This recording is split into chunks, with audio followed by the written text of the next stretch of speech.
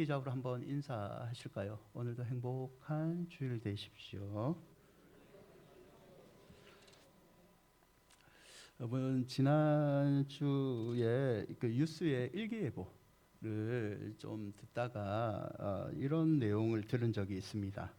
끝나지 않을 것 같은 폭염이 있었잖아요. 이 끝나지 않을 것 같은 폭염을 멈춘 것은 반가운 비가 아니라 200년 만에 한 번 올 만한 기록적인 폭우였다. 뭐 이런 예보를 듣게 돼요. 사실 우리 그 서울과 이 위쪽 지방의 얘기는 아니고요. 남부 지방에 예년에 전국 평균 강수량이 356mm인데 지난 토요일 날 창원에 비가 무려 397mm가 쏟아졌대요. 부산과 거제도 300mm, 서산, 순천에도 200m 이상의 9월 하루 강수량 기록을 갱신하게 됩니다. 강도도 기록적인데요. 창원의 1시간 최대 강수량이 104.9mm가 쏟아집니다. 기상청에서 이 창원의 호우를 두고 200년 만에 한 번 내릴 만한 수준이었다라고 분석을 합니다. 그리고 물폭탄이 쓰러졌던 시점에 앵커가 이 기자에게 질문을 던져요. 마지막으로 이 시기에 가장 위험한 게 뭔 것 같냐? 물폭탄이 쏟아졌으니까 그 이후에 무슨 대처 상황이냐? 라고 물으니까 기자가 이런 말을 합니다. 앞으로 더 위험한 것은 아침 안개입니다. 라고 얘기를 해요. 우리가 잘 알다시피 낮에는 햇빛의 영향으로 기온이 올라가는 반면에 저녁에는 기온이 급격하게 떨어지기 때문에 안개가 생기잖아요. 일교차가 심할 때는 특히 이 폭우가 쏟아진 다음에는 안개 발생률이 높다고 합니다. 운전하시는 분들은 아시죠? 아침에 안개가 자욱하게 깔려 있으면 이 가시거리가 좁아져서 교통사고 위험이 매우 큽니다. 대표적인 사건들이 있었잖아요. 2010년대 서해안 고속도로의 추돌 사건, 15년의 영동고속도로, 18년의 중부 내륙 고속도로, 수십 대의 차들이 추돌이 일어났는데 그 원인이 모두 안개였다고 합니다. 여러분, 근데 더 무서운 거는 뭐냐면 이 안개보다 더 무서운 게 남아 있는데 앞으로 어떤 기상악화가 일어날지 몰란다는 거예요. 저도 추석 때 이제 목회자들 몇 명과 모임을 했는데 다들 웃으면서 얘기를 하는 게 있잖아요. 추석 때 반바지 입고 돌아다닐 줄 몰랐다. 이런 기상이 악화가 앞으로 우리가 살아갈 날들에 더 많이 생길 수 있다는 게 우리의 불안 요소로 남아있지 않습니까? 여러분, 믿음의 고난도 비슷한 경향이 있는데요. 이 정도 되면 이제 믿음의 고난도 끝나겠지. 이제는 고난이 아니라 내 삶에 평탄한 삶이 있을 거라고 생각을 합니다. 하지만 생각도 못한 고난이 터지죠. 내가 30년 신앙생활을 했는데 웬만한 고난은 다 이겼다. 나는 어떤 고난이 와도 남편이 나를 수져봐라, 자녀들이 나를 속을 뒤집어봐라, 다 믿음으로 이길 수 있다라고 생각했는데 예상치 못한 친구가 나를 고난으로 이끌고 갑니다. 더 힘든 것은 이게 기상예보와 같이 앞으로 내가 살아갈 날에 생각지 못한 어떤 고난이 있을 수 있다는 데 있습니다. 여러분, 우리는 알 수 없는 세상을 살아갑니다. 하지만 우리가 알 수 없다고 해서 하나님도 모르시는 것은 아닙니다. 우리는 알 수 없는 연약한 사람의 시각을 가지고 있지만 하나님은 모르는 게 없으신 분입니다. 그러므로 우리는 알 수 없는 고난과 미래에 대한 불안함이 생길 때는요, 고민하지 마시고 우리의 처음과 끝을 함께 하시는 하나님께 나아가야 될 줄 믿습니다. 빌립보서 4장 6절과 7절인데요. 함께 읽어볼까요? 아무것도 염려하지 말고 다만 모든 일에 기도와 간구로 너희 구할 것을 감사함으로 하나님께 아뢰라. 그리하면 모든 지각에 뛰어난 하나님의 평강이 그리스도 예수 안에서 너희 마음과 생각을 지키시리라. 처음부터 끝까지 다 하신 하나님께서 주시는 그 평강과 은혜를 하나님께 나아가서 많이 누리는 여러분이 되시기를 축원드립니다. 이사야 1장 5절과 6절을 보면요, 남유다의 현재 상황을 언급하고 있습니다. 남유다는요, 주전 738년부터 680년까지 꽤 어려운 상황을 겪습니다. 여러 가지 절망들을 겪게 되죠. 수리아와 아수르와 북이스라엘과 전쟁을 치르겠는데 이 남유다가 국력이 좀 약했습니다. 전쟁할 때마다 패배를 합니다. 말씀대로 성한 곳이 없이 상하고 터져 버리죠. 7절과 8절에 보면 이들이 전쟁에서 패배했기 때문에 땅은 황폐해졌고 성읍은 불탔고 이방인들이 삼키고 그리고 이방인들에서 사람들과 건물들이 파괴하게 됩니다. 절망 중에 절망의 상황이죠. 남유다의 백성들은요, 야, 우리는 이제 끝났다. 패배주의에 사로잡혀 있었습니다. 하지만 하나님은요, 남유다가 끝났다고 생각했지만 하나님은 끝이라고 생각을 하지 않으셨습니다. 1장 8절을 보시면 에워싸인 성읍같이 겨우 남았도다라는 표현이 있습니다. 전쟁으로 다 없어진 것 같지만 남아있는 부분이 있었다는 거죠. 이걸 누가 남겨주셨느냐? 1장 9절에 보면 이런 구절이 있어요. 만군의 여호와께서 우리를 위하여 생존자를 조금 남겨두지 아니하셨다면 우리가 그 옛날 소돔과 고모라처럼 완전히 멸망을 했을 거다. 사람들이 다 끝났다고 생각하는 그 시점에 하나님께서 생존자를 위해서 소망을 남겨두셨다는 말이죠. 사랑하는 여러분, 하나님은 저와 여러분을 위해서 소망으로 이끌어 주시는 분입니다. 아멘. 절망 속에서도요, 우리는 끝났다라고 생각을 할지라도 하나님은 소망을 우리에게 여전히 남겨두시는 분이죠. 성경에 요셉이 대표적인 인물인 것 같아요. 그는 아버지의 사랑을 독차지해서인지 형들에게 미움을 많이 받습니다. 결국 이 형들이 요셉을 어떻게 합니까? 노예로 팔아버리잖아요. 노예로 억울하게 팔림을 받았는데 보디발의 집에서 노예로 끌려가서 또 억울하게 감옥살이를 합니다. 감옥살이에 들어가서 요셉은요, 절망할 수 있잖아요. 내가 아직 인생을 얼마 살지도 않는데 어떻게 형들이 나를 팔 수 있느냐? 여러분 생각해 보십시오. 여러분 사랑하는 형이 누나가 여러분을 팔아버렸다, 섬의 노예로 팔아버렸다. 있을 수 없는 일이잖아요. 그것도 힘든데 겨우 정신 차리고 노예지만 열심히 생활을 했는데 억울하게 누명을 쓰고 감옥 생활을 합니다. 절망 중에 절망이죠. 하지만 성경을 보시면 이 절망이요, 요셉의 인생을 완전히 망가뜨리지는 못합니다. 왜냐하면 감옥에서 요셉은 또 다른 일을 하나 맡게 됩니다. 창세기 39장 22절을 보면 간수장이 옥중제수를 요셉의 손에 맡깁니다. 그 재반 산물을 요셉이 처리하게 만들죠. 절망의 상황이지만 그 옥중에서 어느 정도의 자유와 고난을 가진 제수와 사물을 닮는 책임을 이 간수장이 맡기게 됩니다. 여러분, 간수장은 왜 요셉에게 맡겼을까요? 너무 잘생겨서? 너무 일을 잘해서? 그런 요소도 있겠죠. 하지만 성경은 분명히 간수장이 요셉에게 일을 맡긴 이유를 설명을 합니다. 창세기 39장 23절에 이렇게 창세기 저자는 기록을 하는데요. 함께 읽어볼까요? 간수장은 그의 손에 맡긴 것을 무엇이든지 여호와께서 그를 범사에, 절망의 상황이지만 성경은 분명하게 그 절망 중에서도 하나님이 요셉에게 소망을 남겨두셨다는 거죠.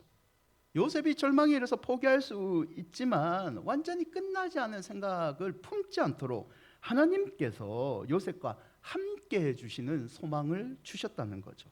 사랑하는 여러분, 성도에게도요, 절망은 찾아옵니다. 성도도 불안해합니다.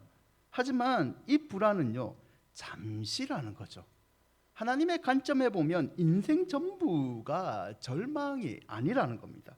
성도는 소망을 남겨주시는 하나님 때문에 결국에는 절망을 이기고 궁극적인 승리를 얻게 된다는 거죠.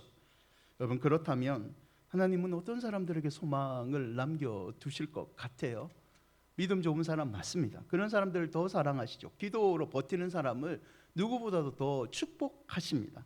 하지만 때로는 내가 기도하지 못하고 예배로 올바로 서지 못할지라도 하나님이 선택한 사람이라면 형편없는 백성이랄지라도 하나님은 소망을 남겨주시고 결국 선한 길로 이끌어 주십니다. 이사야 1장 2절을 보시면 이때 남유다의 상황이요, 그들이 남유다가 나를 거역하였다라고 표현을 합니다. 거역하다는 것은요, 도망치다, 달아나다 라는 뜻입니다. 남유다 백성은요, 하나님께 등을 지고 도망쳤습니다. 도망치고 어디 갔느냐? 우상에게 갔습니다. 하나님에게 가야 되는데 우상에게 도망쳐서 우상을 의지하면서 살았죠. 하나님 보시기에는 괘씸하죠. 그럼에도 불구하고 하나님은 이들에게 약속하셨고 하나님이 되어주겠다는 그 약속을 책임져 주심으로 소망을 남겨두셨다는 거죠. 사랑하는 여러분, 하나님은요, 의인들을 사랑하십니다. 하지만 하나님들은 선택한 백성이 때로는 죄에 허덕일지라도 그 죄인들에게도 소망을 남겨두시는 분이십니다. 이 하나님의 은혜는요, 자격 없는 저와 같은 사람에게도 주어진 거고요, 자격 없는, 가치 없다고 생각하는 인생의 절망에 허덕이면서 방구석에 울고 있는 자들에게도 이 하나님의 은혜는 주어집니다. 처음부터 끝까지 다 하시는 하나님의 은혜는 여러분에게도 주어져 있습니다. 사랑하는 여러분, 요즘 어떤 상황 가운데 살아가세요? 여러분 삶이 행복하십니까? 아니면 삶이 그저 그렇게 어쩔 수 없이 살아가는 인생입니까? 하나님이 여러분을 선택하신 것을 믿는다면 하나님은 여러분을 끝까지 책임져 주실 줄 믿습니다. 처음부터 끝까지 아시는 이 하나님을 이 예배를 통하여 다시 한번 만나시기를 축원드립니다. 이 하나님을 믿는다면요, 첫째는 우리는 잃어버린 것들을 잊어야 합니다. 여러분, 사람은 무언가 잃어버리면 안타까워하죠. 다 잃어버리면 그것 때문에 이제 내 인생 끝났다, 망했다라고 생각합니다. 하지만 때로는요, 잃어버린 것 때문에 내가 오히려 살아나는 경우도 있습니다. 제가 울산에서 사역을 할 때 저랑 청년들 사역을 같이 했던 부장 집사님이 계셨어요. 이분은 원래 서울에서 이제 공부를 하고 살던 분이었는데 울산에 대학교가 만들어질 때 서울의 인재들을 교수로 영입을 했습니다. 이분도 20대 후반에 대학 종교수로 이 스카웃돼서 울산에서 30년 이상 교수 생활을 했죠. 이 전공이 토목공학이었는데요, 울산에서 꽤 권위자였습니다. 건물이 무너지거나 도로에 무슨 현상이 생긴다, 그럼 TV에 늘 출연을 해요. 그리고 아파트들 건축 들어가면 심의위원회에 늘 들어가시는 분이었죠. 안정적 생활을 했고요. 따르는 제자들도 꽤 여러 명 있습니다. 이 딸이 한 명 있었는데요, 딸도 꽤 아빠를 닮아서 공부를 잘했어요. 그래서 고등학교를 부산에 있는 국제고등학교를 들어가게 되죠. 근데 문제가 갑자기 생기기 시작합니다. 이 부인 권사님이 원래 집안에 이 갑상선암에 대한 염려를 늘 가지고 살았는데 갑상선암이 발병을 한 겁니다. 늘 조심을 했지만 발병을 한 거예요. 유전적인 요소가 조금 많았죠. 게다가 학교 생활을 잘한다고 생각한 이 딸이 고1 때 학교 생활을 하다가 왕따를 당하는 친구를 감싸줬어요. 근데 감싸주던 얘가 왕따가 돼버린 겁니다. 너무 힘들어 하니까 결국은 딸이 학교를 자퇴를 했습니다. 이 서울로 올라갔죠. 엄마는 병원 치료를 좀 받아야 되니까 엄마 딸이 먼저 올라가고, 우리 집사님은 학교에 교수로 봉직을 해야 되니까 주말마다 올라가는 생활을 조금 반복을 했습니다. 한날은 제가 대학교로 교수 연구실로 신방을 갔죠. 위로해 드리러 갔죠. 몇 달을 그렇게 생활하시니까 서울에 집이 아직 마련되지 못해서 큰언니, 이 권사님의 언니 집에 방 한 칸에 좀 몇 달 동안 살게 되었던 거죠. 집사님이 위로하러 간 거예요. 힘드시죠? 그래도 하나님께서 도와주실 거니까 버텨야 됩니다 하니까 우리 집사님이 이런 말을 하는 거예요. 목사님 힘들죠? 그렇지만 좋은 것도 많습니다. 뭐가 좋냐고 하니까, 집안이 어느 정도 규모 있는 집에서 살 때는 딸 방이 여기, 우리 집사님 방이 여기였습니다. 집에서 애와 대화한 적이 별로 없고 한 10년 넘게 가족이 한 방에서 자면서 같이 웃고 같이 살을 부대면서 같이 안고 잔 기억이 별로 없었답니다. 근데 요 몇 달 동안은 한 방에 딱 갇혀 있으니까 세 명이서 같이 나란히 누워서 잠도 자고 엄마 아빠 그리고 딸까지 같이 부둥켜도 안고 같이 눈물을 흘리면서 기도도 하고 내가 모든 것을 잃어버린 줄 알았는데 그 수개월 동안 잃어버린 순간에 하나님께서 가족에 대한 사랑과 소망을 회복해 주셨다는 거죠. 여러분, 성도는요 잃어버린 것 같지만 결국에는 하나님께서 유익을 주십니다. 그래서 우리가 잃어버린 게 있다면요 믿음으로 잊어버릴 수 있는 결단도 해야 되는 거죠. 잃어버린 것 때문에 원망하고 절망하고 남다 싸우고 그런 보내는 시간보다는 하나님께서 이때 내게 주시는 영적인 유익이 뭘까? 그걸 발견하는 믿음의 결단을 해야 되는 거죠. 이사야 1장 9절을 보십시오. 절망의 상황이지만 하나님께서 생존자를 위해 조금 남겨두지 않으셨다면 하나님께서 남겨주신 것에 우리는 믿음의 눈을 떠야 됩니다. 열왕기하 4장 1절을 보십시오. 선지자의 제자 중 엘리사의 제자 중 한 명이 죽습니다. 그의 아내가요 엘리사에게 호소를 합니다.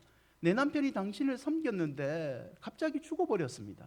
게다가 남편은 빚을 많이 남겨줬는데 이 빚준 사람이 내 두 아이를 데려가려고 합니다. 종으로 삼고 하고 팔려고 하는지 너무 힘듭니다. 나를 좀 도와주십시오. 여인이 엘리사를 찾아와서 도움을 간절히 요청을 하죠.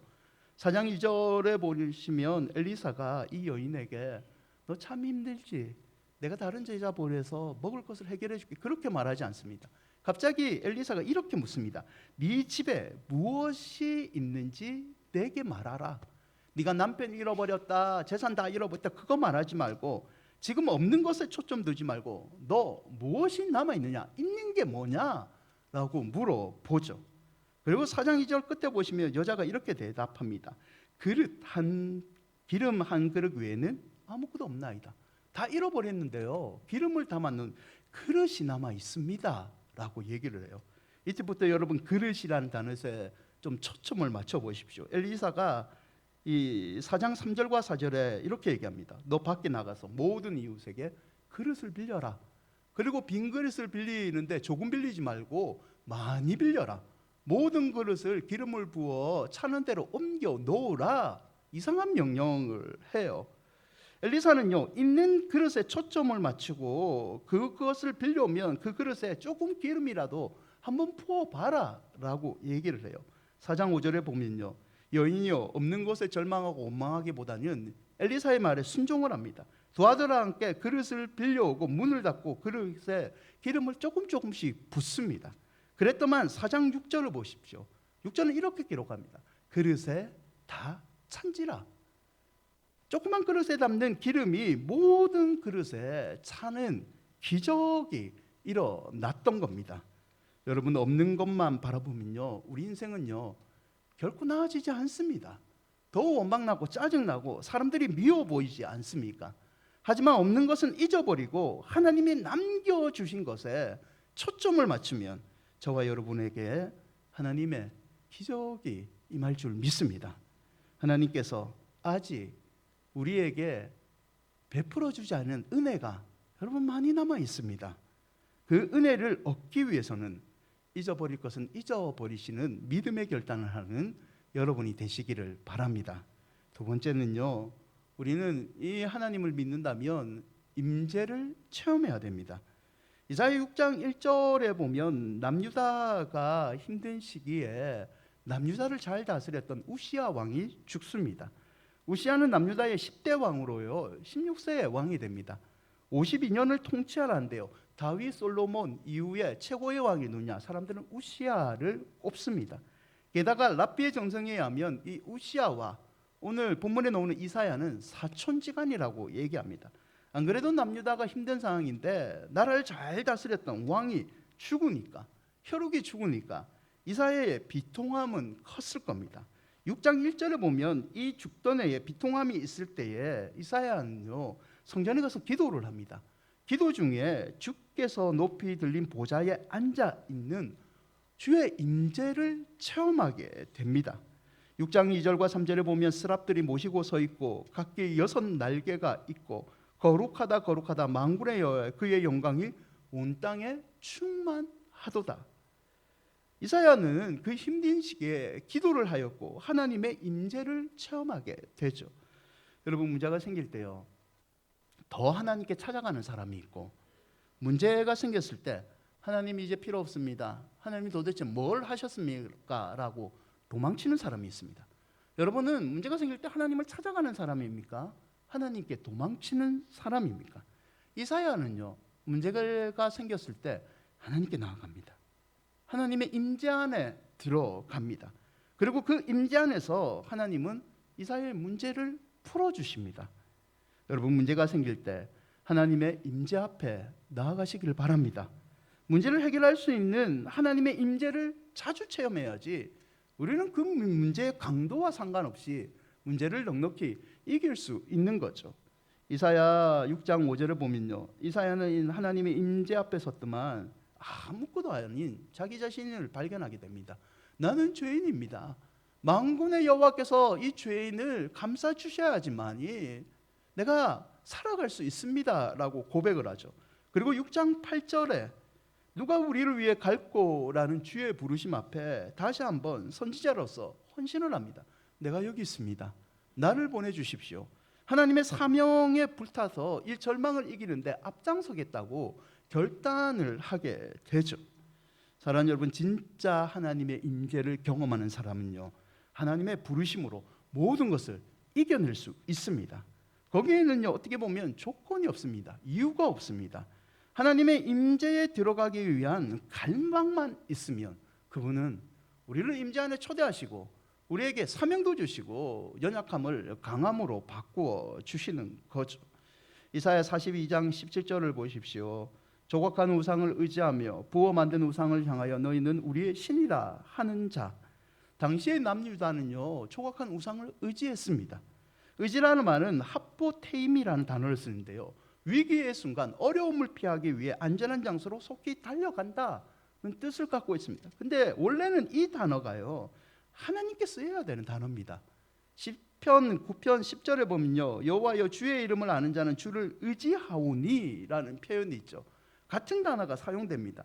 구약 성경에서 의지하다 하포테임은요, 하나님을 경외하는 자들이 하나님께 달려가서 하나님을 의지할 때 쓰는 단어이죠. 그런데 지금 남유다는요, 하나님께 달려가지 않고 우상에게 달려가고 있습니다. 그래서 이사야 42장 17절을 유지 피턴슨의 메시지 성경으로 보면요, 이렇게 번역을 하는데요, 그러나 우상에 투자했던 자들은 이제 파산이다, 끝장이다 라는 표현을 씁니다. 여러분, 어려울 때 누구를 의지하세요? 누구에게 달려가세요? 이스라엘은요, 하나님의 임재에 있는 성전에 거하는 사람들이었습니다. 하지만 그들은 성전에 있었지만 마음은요, 우상에게 달려가서 우상을 의지했습니다. 결국 그러다가 망하고 파산당하는 인생의 쓴맛을 보게 된 거죠. 사랑하는 여러분, 문제가 생길 때는 고민하지 마시고 하나님께 달려가시기를 바랍니다. 하나님께 달려가서 하나님의 임재를 갈망하신다면 하나님이 임재하는 순간 때를 따라 돕는 은혜가 여러분에게 임할 줄 믿습니다. 고린도전서 15장 10절인데요, 함께 읽어볼까요? 그러나 내가 나된 것은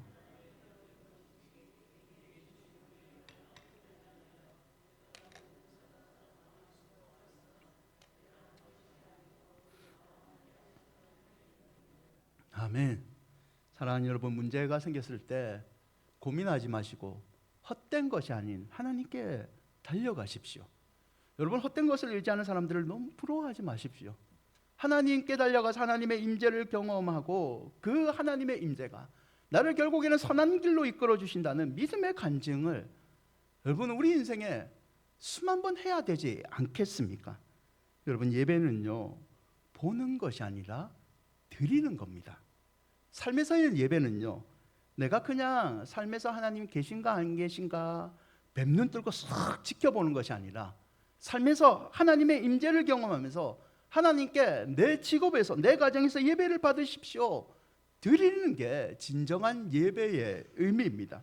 하나님을 최고로 사모한다고 자부하시면 여러분의 성전에서 예배와 삶의 예배를 집중해서 드리시기를 바랍니다. 그 드리는 방법이, 결국 드리는 방법의 시작이 하나님의 임재를 갈망하는 것에서 시작됩니다. 하나님, 오늘 하루 나에게 임재하여 주십시오. 하나님, 내 자녀들에게 임재하여 주시고, 내가 오늘 누구를 만납니다.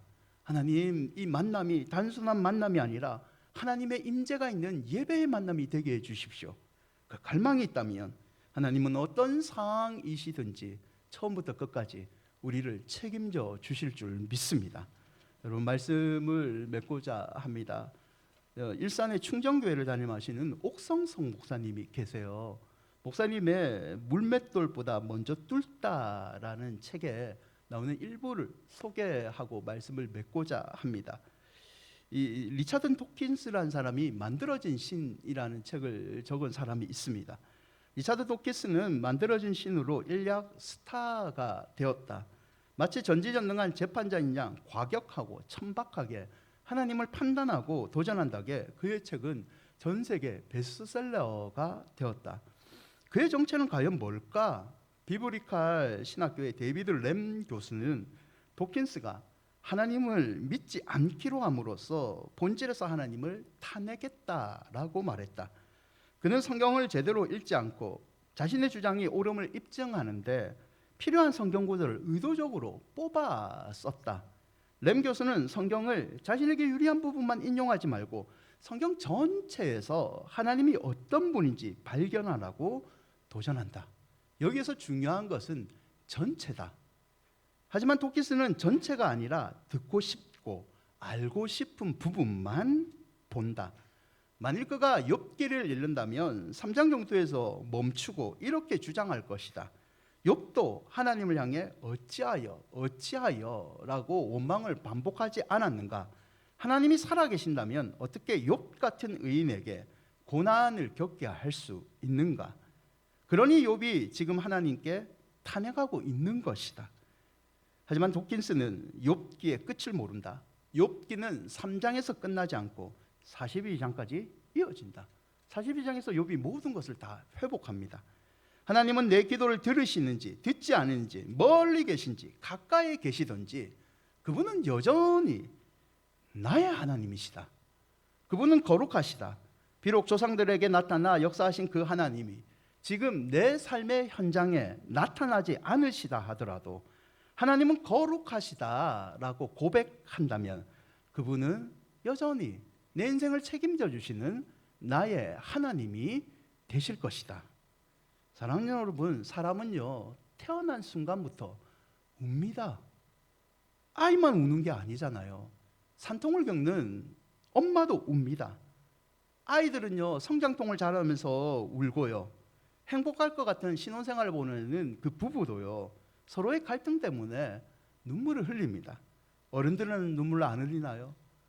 중년 남성이 되면요 그냥 웃는 코미디를 보다가 웁니다. 내가 우는지 왜 몰라서 속상해서 웁니다. 어르신들은 앞으로 내 살 날이 얼마 남지 않은 것 같아서 내 자녀들이 걱정돼서 자녀들 보면 걱정할까 봐 몰래 숨어서 혼자 방에서 이불 뒤집어 쓰고 우십니다. 고통은 이와 같이 울음은요 우리 주변을 늘 배회를 하죠. 예고 없이 밀고 찾아 들어오는 게 이 고통이라는 불청객 아닙니까? 잠시 왔다 가는 고통도 있지만요 꽤 긴 시간 동안 우리를 괴롭히는 고통도 있습니다. 여러분, 하지만 하나님도 우리의 처음과 끝을 함께 해주시는 분입니다. 그 지긋지긋한 고통이 내 옆에 있는 것 같지만 그 고통 뒤에는요 이 고통을 견디라는 은혜를 베풀어 주시는 하나님도 늘 계셨다는 거죠. 시편 139편 1절과 10절인데요 조금 길지만 믿음으로 함께 읽어볼까요? 여호와여, 주께서 나를 살펴보셨으므로 나를 아시나이다. 주께서 내가 앉고 일어섬을 아시고 멀리서도 나의 생각을 밝히 아시오며 나의 모든 길과 내가 눕는 것을 살펴보셨으므로 나의 모든 행위를 익히 아시오니 여호와여, 내 혀의 말을 알지 못하시는 것이 하나도 없으시니이다. 주께서 나의 앞뒤를 둘러싸시고 내게 안수하셨나이다. 이 지식이 내게 너무 기이하니 높아서 내가 능히 미치지 못하나이다. 내가 주의 영을 떠나 어디로 가며 주의 앞에서 어디로 피하리이까? 내가 하늘에 올라갈지라도 거기 계시며 스올에 내 자리를 펼지라도 거기 계시니이다. 내가 새벽 날개를 치며 바다 끝에 가서 거주할지라도 거기서도 주의 손이 나를 인도하시며 주의 오른손이 나를 붙드시니이다. 아멘. 사랑하는 여러분, 하나님을 믿으시되 끝까지 믿으시기를 바랍니다. 하나님을 믿는 여러분의 선택에 여러분 후회하지 마십시오. 절망을 할 수 있습니다. 그러나 그분을 믿는 인생 믿음 자체를 후회하지 마십시오. 그분은 어느 곳에라도 계시며 우리를 오른손으로 붙잡아 주시는 분입니다. 아무쪼록 다음 한 주간도 처음부터 끝까지 다 하시는 이 하나님과 행복한 동행을 하는 여러분이 되시기를 주의 이름으로 축원드립니다.